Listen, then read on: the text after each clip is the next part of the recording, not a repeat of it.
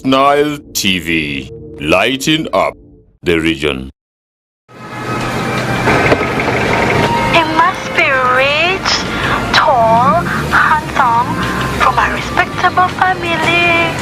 He must have a maid because at our home we do not work. Conductor Masao. Why? Obadde olobye ku ssimu? Yamunange, anti your TV enkolera. Enjoy a new world of entertainment with over 80 TV and radio channels, plus movies from wherever you are. Download the Yo TV Channels app from your app store and enjoy 30 days of free streaming with MTN. Yo TV Channels, the power is in your hands.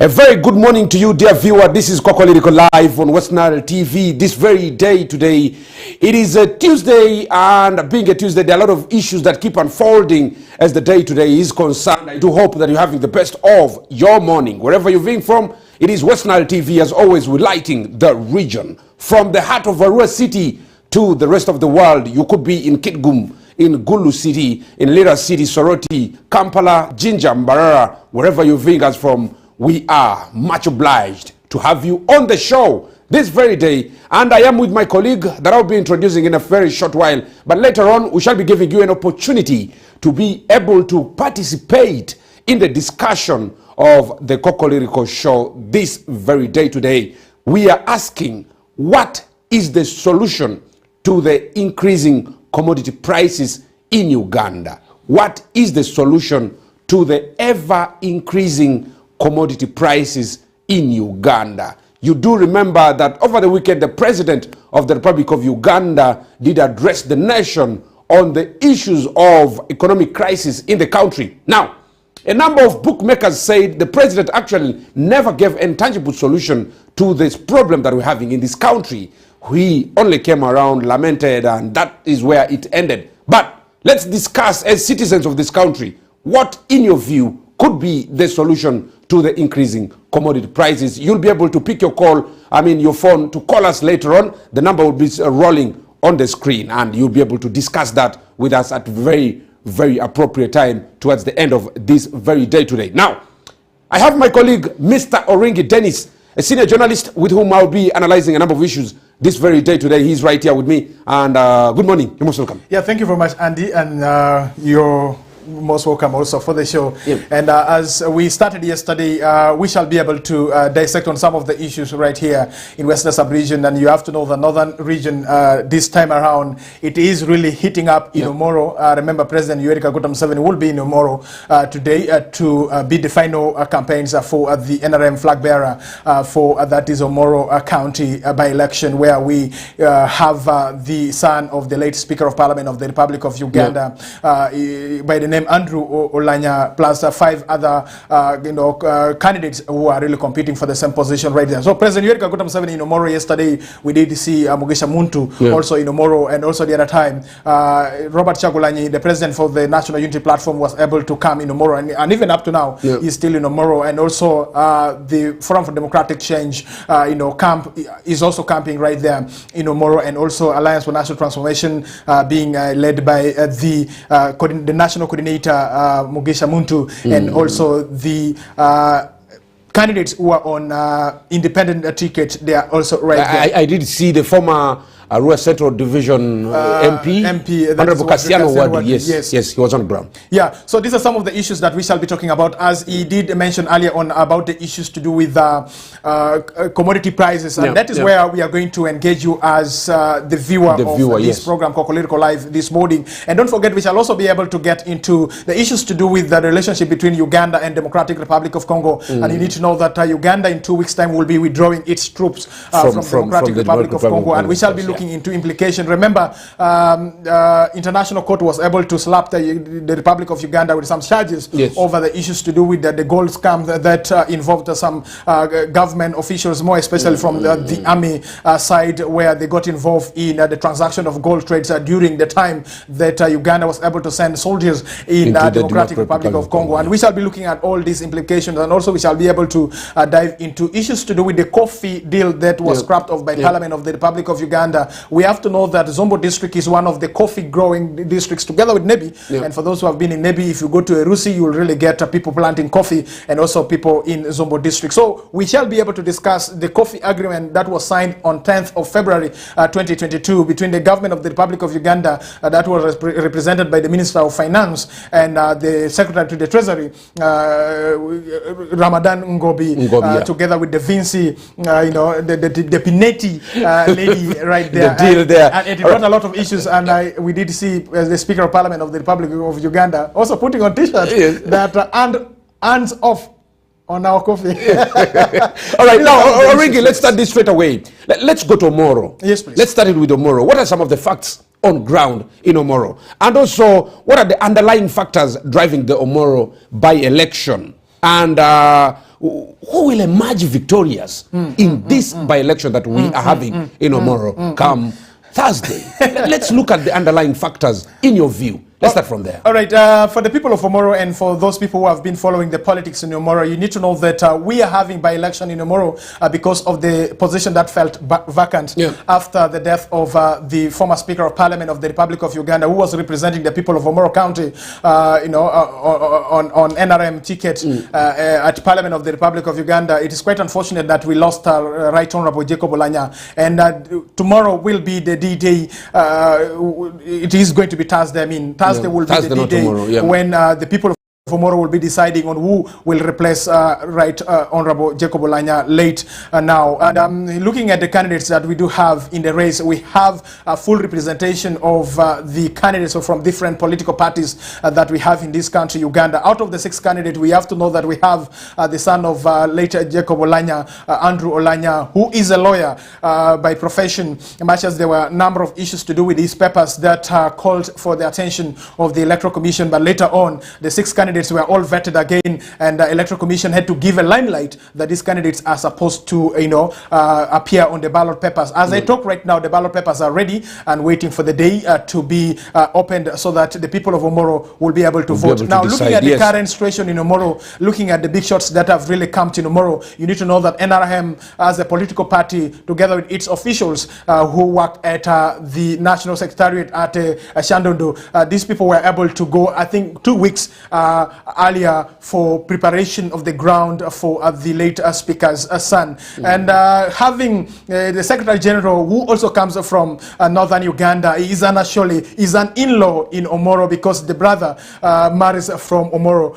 The brother marries the woman member of Parliament for Omoro County. And having the Secretary General, Right Honorable Todwong Richard, camping in Omoro, which is his in-law place, I think he has been able to do a lot of mobilization. A lot of mobilization. Yeah. We did see him organizing meetings with different groups of people, the young, the Boda, the VHT, the LC1 chairpersons, having mobilization with the LC2 chairpersons, LC3 chairpersons, and also having meetings with different stakeholders that we have in Omoro, together with the like of the communication director at NRM Secretariat, Emmanuel Dombo, and also seeing the person in charge of mobilization, also moving right there, and also other people who subscribe to NRM political party. As I talk right now, I have to tell you that people of Omoro, they are not only witnessing the campaigns that we are witnessing also in Omoro, they are also benefiting from the availability of these people in that district. Now, this brings us to the aspect of voter bribery. Yes. This aspect came through, that a number of people, there was a campaign trail where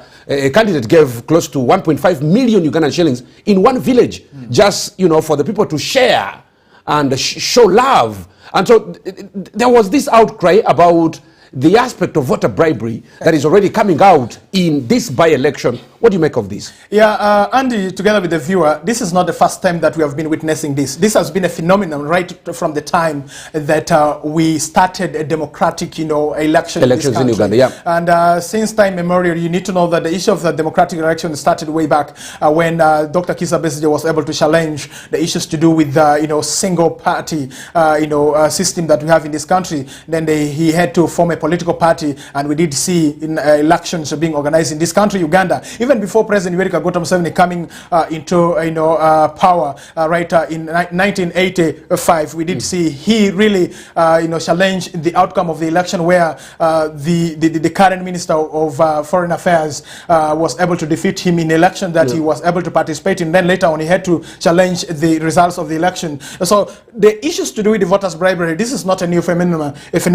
It is something that we have been having since time we started the issues to do with election in this country. Now, when somebody asks you what is bribery here, giving somebody money as a facilitation, to the NRM, it does not look like a bribery, but to the eyes of the opposition, it looks like bribing these people. Why? The NRM has the money because they have been in power for over 30 years. It's now coming to 40 years by the end of 2026. They would have been, they would have made 40 years in power. So they have the money.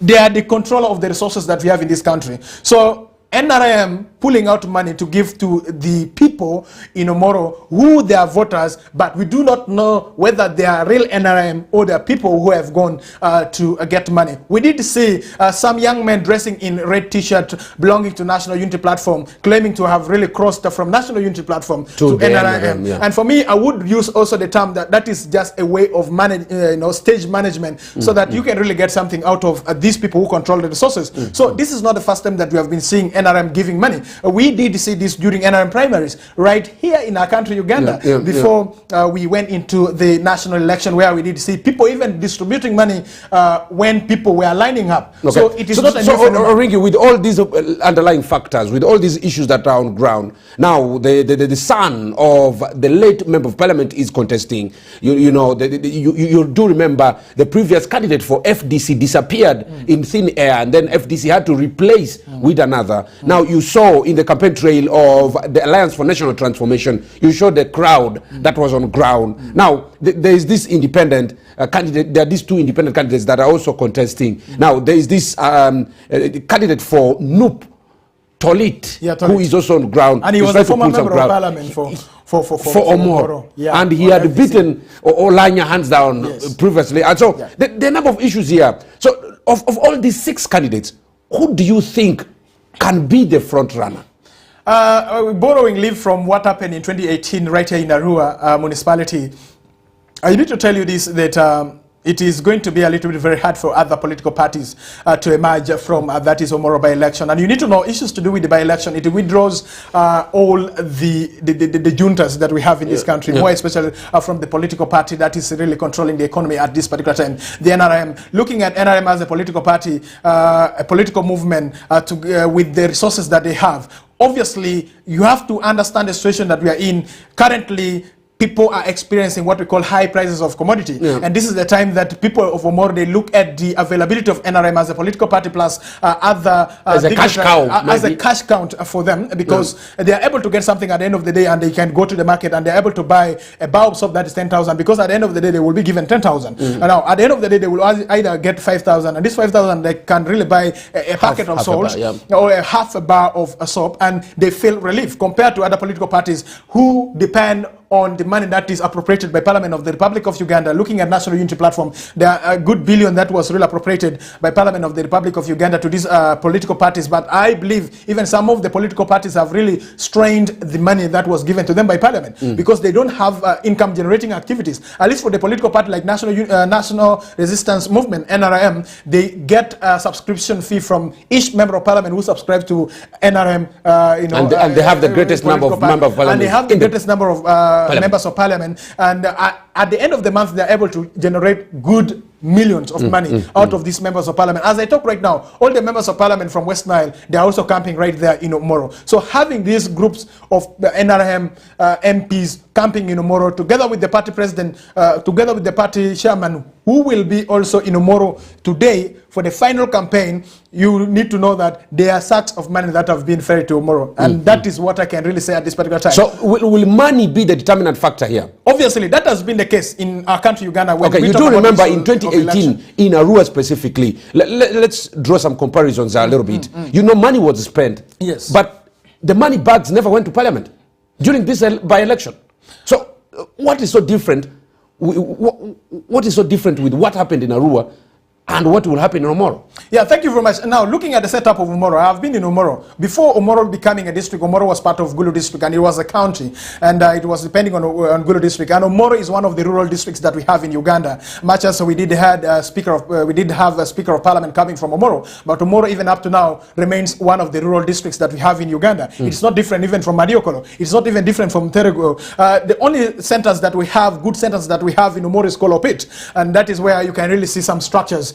Together with the trading centers that we have along the highway of Gulu Kampala Road. So in other areas like the sub-counties of Lakwana and also other sub-counties that we have in Omoro, they are still a rural sub-counties. Okay. And people there, they depend on agriculture, and they get the money out of the agricultural activities that they do carry. So somebody taking them free money, just money like that, the person will feel like, I think this is the person that I should really dine with. Then looking at the situation that happened in previous time, that they were able to send Jacob Olanya for 2 times to go to Parliament, you need to know that, not 2 times, I mean, around 3 times for Jacob Olanya to go to Parliament. It means that Omoro district is the NRM district. You understand? Because they were able to send the late Jacob Olanya to Parliament 3 times so that he is able to represent them. So NRM camping in Omoro, it is just a walkover. They have just gone to like redigging the ground that they had already dug sometimes back. So it is going to be a very nice win for NRM. Looking at the current